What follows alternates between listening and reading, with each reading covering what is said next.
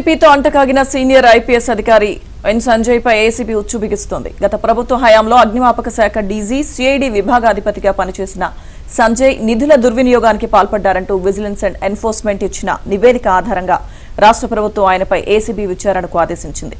దీనిపై అవినీతి నిరోధక చట్టంలోని సెక్షన్ 17A కింద అనుమతి కోరుతూ ప్రభుత్వ ప్రధాన కార్యదర్శికి ఏసీబీ అధికారులు లేఖ రాశారు.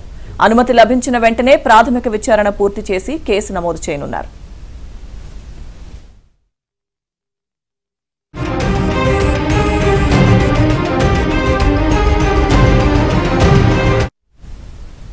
అగ్నిమాపక శాఖలో నిరభ్యంతర పత్రాలు ఎన్ఓసీలు ఆన్లైన్లో జారీ చేసేందుకు అగ్ని ఎన్ఓసీ వెబ్సైట్, మొబైల్ యాప్ అభివృద్ధి, నిర్వహణ, 150 ట్యాబ్ల సరఫరా కాంట్రాక్ట్ను సౌత్రికా టెక్నాలజీస్ అండ్ ఇన్ఫ్రా సంస్థకు సంజయ్ అప్పగించారు.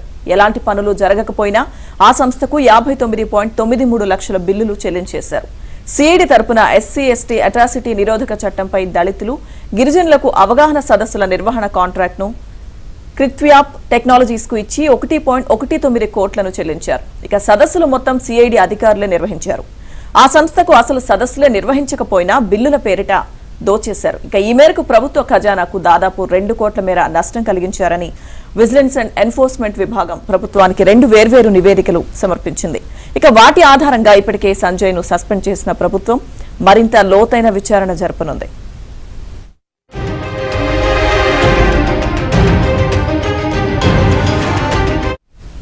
సంజయ్ విచారణకు సంబంధించిన పూర్తి సమాచారం మా ఏపీ బ్యూరో చీఫ్ రామారావు అందిస్తారు. రామారావు. లక్ష్మీదుర్గ ఐపీఎస్ అధికారి సంజయ్ పై ఏసీబీ విచారణకు రాష్ట్ర ప్రభుత్వం ఆదేశించింది. అంశాన్ని ముందుగానే ఏబిఎన్ ఆంధ్రజ్యోతి వెల్లడించింది. అగ్నిమాపక శాఖ డీజీతో పాటు ఆయన సిఐడి డీజీగా ఉన్న సమయంలో పలు అవకతవకలకు పాల్పడ్డారని, సుమారు 2 కోట్ల రూపాయల నిధులు దుర్వినియోగం చేశారని అప్పట్లో ఆరోపణలు వచ్చాయి. ఈ ఆరోపణలపై విచారణకు విజిలెన్స్ ఎన్ఫోర్స్మెంట్ విభాగానికి ప్రభుత్వం ఈ కేసు అప్పగించింది. విజిలెన్స్ ఎన్ఫోర్స్మెంట్ విభాగం సంజయ్ అవినీతికి పాల్పడ్డారనే ఆరోపణలకు ఆధారాలు ఉన్నాయి అని చెప్పి ఒక నివేదికను సాక్ష్యాధారాలతో సహా రాష్ట్ర ప్రభుత్వానికి అందించింది. ఈ నివేదికను పరిశీలించిన రాష్ట్ర ప్రభుత్వం సంజయ్ పై ఏసీబీ విచారణకు ఆదేశించింది. అయితే ఒక ఐపీఎస్ అధికారిపై ఏసీబీ విచారణకు ఆదేశించాలి అని అంటే ముందుగా రాష్ట్ర ప్రభుత్వ ప్రధాన కార్యదర్శి అనుమతి తీసుకోవాల్సి ఉంది. అవినీతి నిరోధక చట్టంలోని సెక్షన్ 17A కింద ఈయనకు సిఎస్ కు అనుమతి కోసం రాష్ట్ర ప్రభుత్వం లేఖ రాసింది. ఈ అనుమతి ఏసీబీ లేఖ రాసింది. ఏసీబీ రాసిన లేఖకు సిఎస్ నుంచి అనుమతి వచ్చిన వెంటనే సంజయ్ పై ఏసీబీ కేసు నమోదు చేయనున్నారు.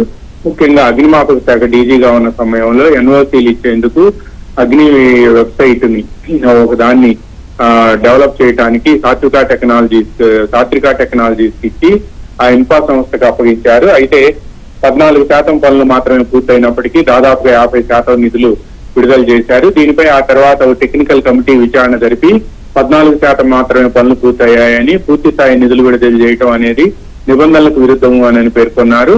ఆ తర్వాత సిఐడి డీజీగా ఉన్న సమయంలో కూడా ఎస్సీ ఎస్టీ చట్టంపై అవగాహన కోసం రాష్ట్ర వ్యాప్తంగా సదస్సులు నిర్వహించామని చెప్పి హైదరాబాద్ లో ఉండే ఒక కాంట్రాక్ట్ సంస్థకు ఈ సదస్సుల నిర్వహణ అప్పగించాము అని చెప్పి కూడా పేర్కొన్నారు. కానీ అటువంటి సంస్థ హైదరాబాద్ లో లేదు అని చెప్పి రాష్ట్రంలోని 26 జిల్లాల్లో ఒక జిల్లా మినహా మిగతా అన్ని జిల్లాల్లో కూడా సిఐడి అధికారులు ఈ సదస్సులు నిర్వహించారని తేలటంతో వీటన్నిటికీ కూడా సాక్ష్యాధారాలు ఉన్నాయి అని చెప్పి విజిలెన్స్ ఎన్ఫోర్స్మెంట్ విభాగం నివేదిక ఇచ్చింది. ఈ నివేదికను పరిశీలించిన ప్రభుత్వం ఏసీబీని ఈ కేసు దర్యాప్తు చేయాలి అని చెప్పి రాష్ట్ర ప్రభుత్వ ప్రధాన కార్యదర్శి నుంచి అనుమతి తీసుకున్న తర్వాత సంజయ్ పై ఏసీబీ కేసు నమోదు చేయాలి అని చెప్పి కూడా ప్రభుత్వం ఆదేశించింది. చీఫ్ సెక్రటరీ నుంచి అనుమతి వచ్చిన వెంటనే కూడా సంజయ్ పై కేసు నమోదు చేసి ఏసీబీ దర్యాప్తు చేపట్టే అవకాశాలు ఉన్నాయి. లక్ష్మీదుర్గ. థాంక్యూ రామారావు.